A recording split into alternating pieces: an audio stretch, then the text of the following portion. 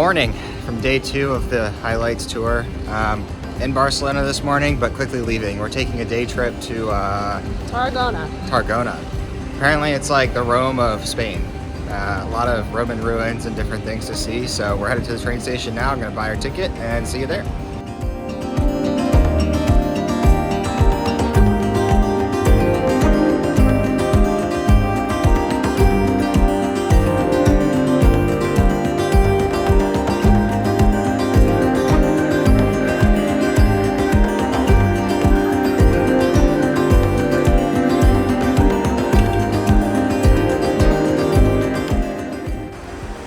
An hour and a half later, we made it to Tarragona. A few mistakes on the train, but no big deal. We're here. We're gonna do one of our tours, and what I've heard or read is that Tarragona is like the Rome of Spain. Was a big Roman Empire city, so we're gonna check it out. It's quite an adventure.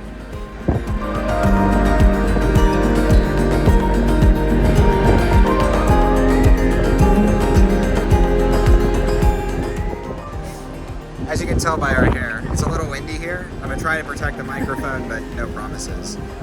But like I said on our walk up here, this is like Roman's capital city of Spain and Portugal during the Roman Empire times.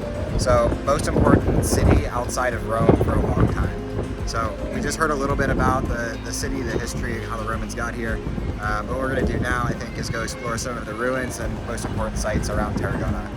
First thoughts, it is beautiful here. It is beautiful. The breeze, the 90-degree sun, outstanding. So let's do some tour, find some lunch. Then I think we're gonna head back to Barcelona this afternoon for a really cool dinner.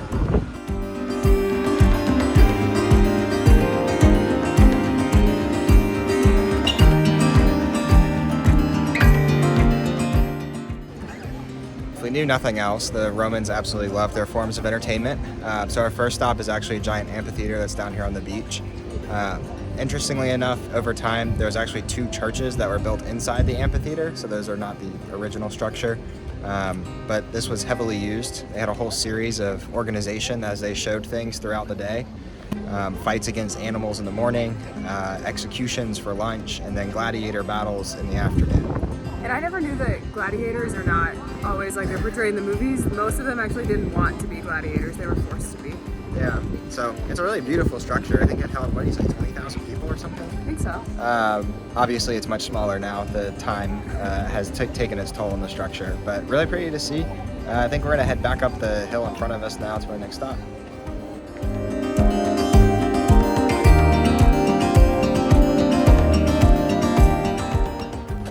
The tour has us doing, once again, Kelly's most favorite of activities while we travel. I did not sign up for stairs. Stairs. We're almost at the top of the hill now.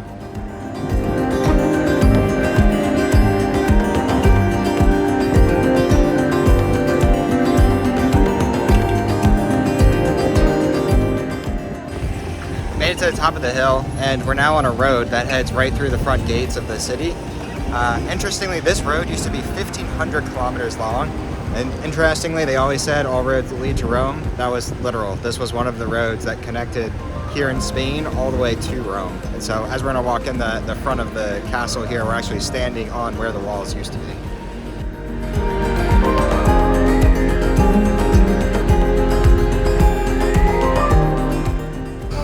It's a little noisy in this square here as they're setting up for some sort of concert or something, but really interesting. We've walked up the hill now and we're in the upper part of the old city. And the tower that's just above Kelly's head was actually built in 1 BC, and it's one of the oldest buildings still standing outside of Rome of the Roman Empire. So pretty neat, and all of these different buildings had various functions, but that one is probably the oldest. We're gonna walk, I think, through them down to where some tunnels are that kind of connect all of the different pieces so that nobody ever actually had to walk outside.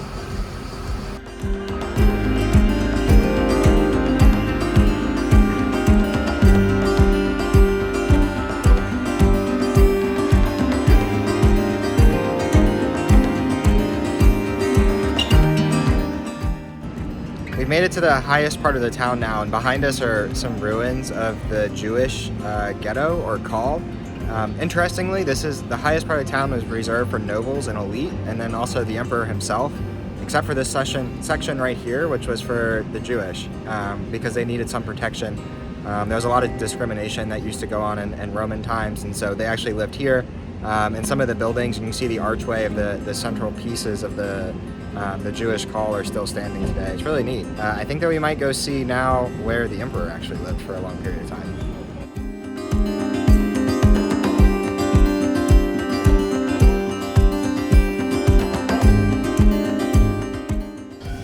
We've wandered our way through a couple of the really small streets, and we're now standing in the old provincial forum. So very similar to Rome, where there's the Roman Forum. This is essentially the Roman Forum of Tarragona. I need to remember that. And so this whole area used to be cleared out, and the last remains here are this wall, and there's a couple of bricks around kind of indicating where certain things are. I find it kind of cool that it's still used today, kind of like a forum. Like there's still shops and restaurants on this square even now. Yeah, and you can see on some of the buildings as we'll walk past in the video, the first floor is actually a different stone or material than the rest of the floors. So when the Christians moved in here, instead of knocking everything down and restarting, they just built up. So a lot of the original pieces are still here.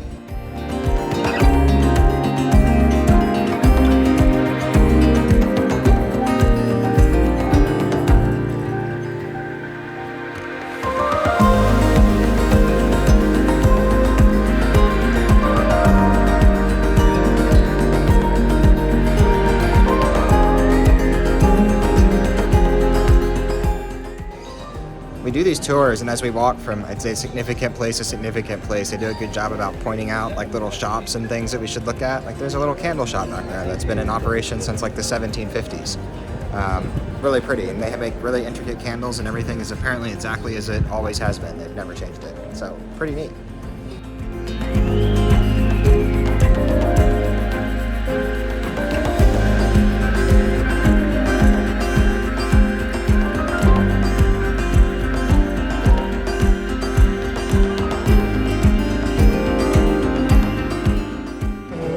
Behind us is the Spanish Cathedral.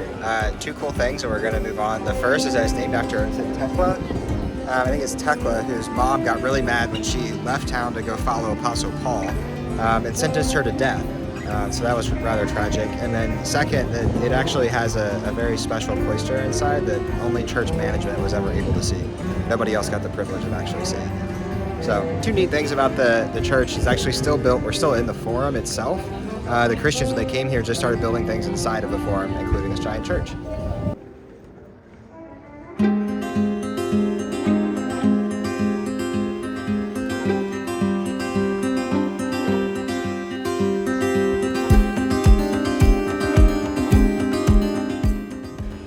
Heading down to our next stop, we're walking now on the opposite end of the forum from where we started, and these are the walls here on the right.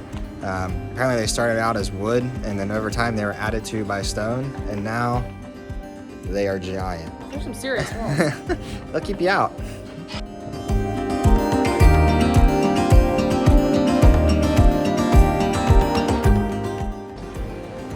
This map is actually really cool because this talks about a lot of the places that we've been so far in the tour. First we started the amphitheater up here, then we moved up into the forum, and you can see just how big it is, and at the very top the Spanish cathedral that's been there, and now the walls that we've been walking down right here. So I think we're actually going to walk through the city a little bit, and maybe some of the circus, which is a horse racing track right here.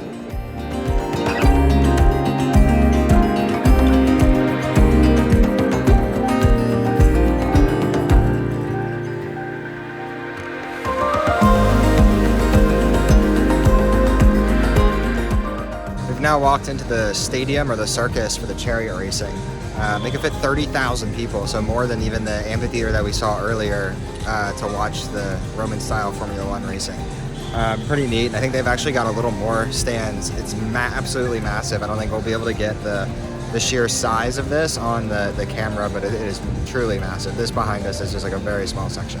And coolest part is it was free for the public to attend. Yeah.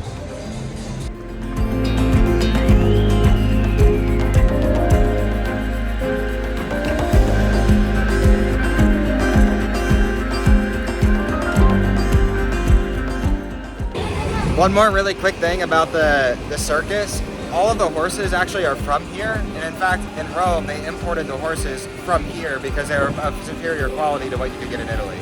So that's why the circus is so big, and they could reach up to 40 miles an hour heading down the front straight of the circus.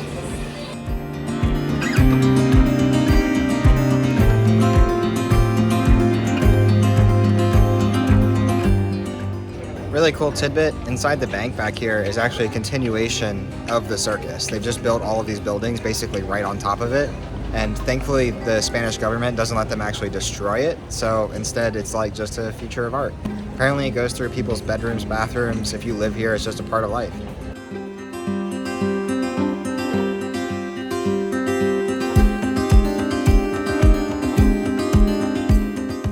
And last piece on the circus, which is the racetrack. This massive square that we are now was actually part of the racetrack. The bank that we just showed you is along this side here. And if we do a quick little spin, we'll see if Kelly can keep up this time. Where they built this giant, government building was the end of the racetrack, or the head of it, I guess. That's where all the emperors and the important people sat. So pretty cool. And they gave the race organizer, whoever actually organized the race of the day, the best seat in the house. So that's kind of nice. Yeah, apparently he had a nice little tent over him. He was definitely the man of the day. But that's all for the top of the town, where essentially all the important things were. We're now heading actually into the city itself, where everybody that actually made the town run were.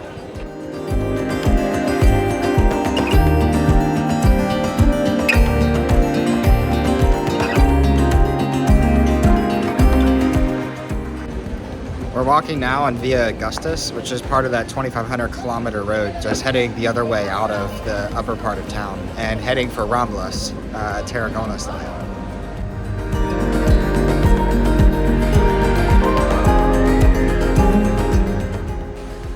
If you haven't watched our Barcelona video that I posted, it would have probably be yesterday, you definitely should. So we just made it to Las Ramblas here in Tarragona, and it is the polar opposite to Ramblas in Barcelona. I'll take this one. There's nobody here. It's so pleasant to walk down the middle of the street. There's a nice breeze flowing, compared to Barcelona, where it was probably like 10,000 of your closest friends all walking with you, and we found some really cool ways to get away from it and see the more interesting things than the big shopping, but this is awesome.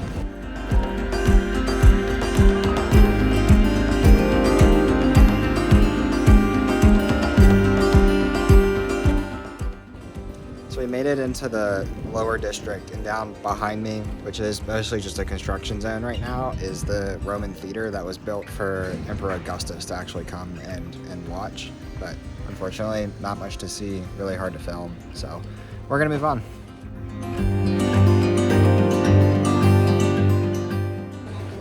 Coming to the close of the tour now, we're walking past the second forum in Tarragona, and this one was in the lower part of the town, but nonetheless, it's a really cool forum. A lot of these do cost money to actually go in, and just given the amount of time that we're spending on the tour and doing other things, we're probably not going to do that this time, but it does look really cool in there. There's actually a lot to see.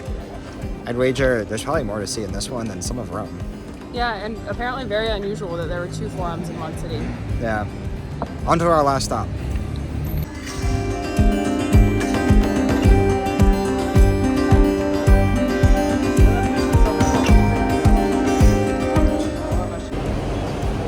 We're finishing our tour inside the Mercado. It's a little hard to find actually, but it is way nice. Like, all the food looks great. It's air conditioned in here. It's not super crowded like it is at the Boqueria in Barcelona. Again, if you didn't watch that video, the differences between this and that are immense.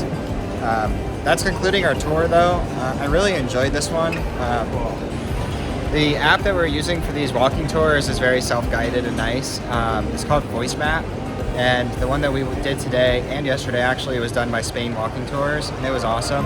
There's like 10 times as much content.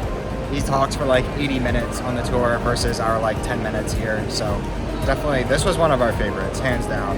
They're long though, so you really have to prepare for that. It says it's only like 75 minutes, but I mean, we took, what, 3 hours? Over probably? 3, with videoing. But yeah, really liked it. I think that's it for us from Tarragona. We just finished having dinner tonight at a place called Local Bar, which is up in Jample. Is that how you say it? I have no idea. Jample, I think. It's north. It's like north of our hotel, I think. Really good place. Enjoyed it. Every dish was amazing. We actually ordered 2 more things on top of what we ordered to start with. I don't know. Highlight for me was, again, the pork cheek. Like, it came with the cheekbone, which is a little weird when you think about what you're eating. But at the same time, absolutely delicious. Really enjoyed it. Also, the patatas bravas were very different to what we had last night, where the star of the whole dish tonight was like the white sauce and not the red. Unfortunately, Kelly couldn't eat it, but I'm gonna speak for both of us. It was amazing. Yeah, I think the highlight for me though was the chicken croquetas. It just tasted like I was at a traditional like family dinner in Spain.